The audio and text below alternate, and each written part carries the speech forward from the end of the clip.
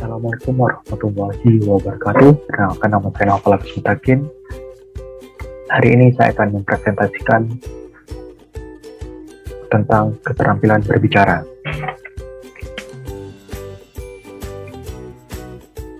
Pengertian keterampilan berbicara. Keterampilan berbicara adalah seni tentang berbicara yang dimiliki seseorang. Seni berbicara ini dimiliki seseorang secara alami ataupun dengan menggunakan latihan khusus. Jadi, berbicara adalah suatu penyampaian wujud, pikiran atau maksud yang berupa ide, gagasan, dan isi hati menjadi wujud ujaran atau bahasa lisan sehingga maksud tersebut dapat dipahami oleh orang lain. Hakikat berbicara terdiri dari 4, yaitu berbicara merupakan ekspresi diri, berbicara merupakan kemampuan mental motorik, berbicara terjadi dalam konteks ruang dan waktu, dan berbicara merupakan keterampilan berbahasa yang bersifat produktif. Prinsip-prinsip umum dalam berbicara. 1. Dibutuhkan paling sedikit 2 orang. 2. Menggunakan suatu sandi linguistik yang dipahami bersama. 3. Menerima atau mempengaruhi suatu referensi umum. 4. Merupakan suatu pertukaran antar partisipan. 5. Menghubungkan setiap pembicara dengan yang lainnya dan kepada lingkungannya dengan segera. 6. Berhubungan atau berkaitan dengan masa kini.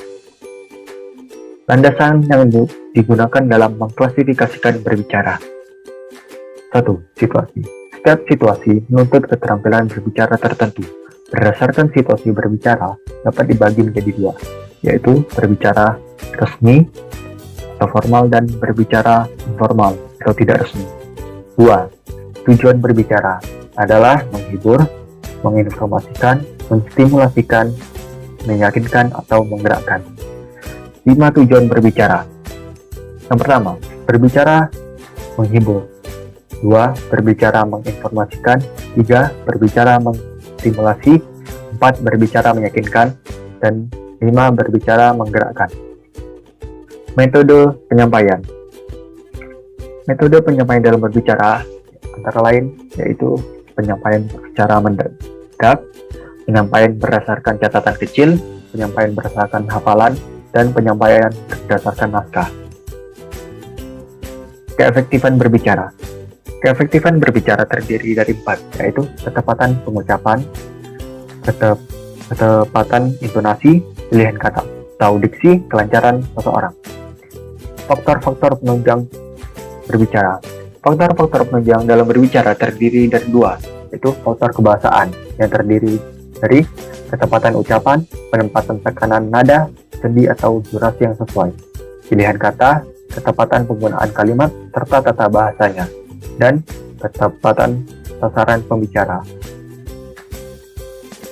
Selanjutnya, faktor non-kebahasaan, yaitu sikap yang wajar, tenang, dan tidak kaku. Pandangan harus diarahkan ke lawan bicara, kesediaan menghargai orang lain, gerak-gerik, dan mimik yang tepat. Jaringan suara, kelancaran, relevansi, penalaran, dan penguasaan topik. Hambatan-hambatan dalam berbicara. Hambatan-hambatan dalam berbicara dibagi menjadi 2, yaitu hambatan internal dan eksternal. Hambatan internal terdiri dari ketidaksempurnaan alat ucap, penguasaan komponen kebahasaan. Hambatan eksternalnya suara atau bunyi, kondisi ruangan, media, dan pengetahuan pendengar. Sikap mental dalam berbicara.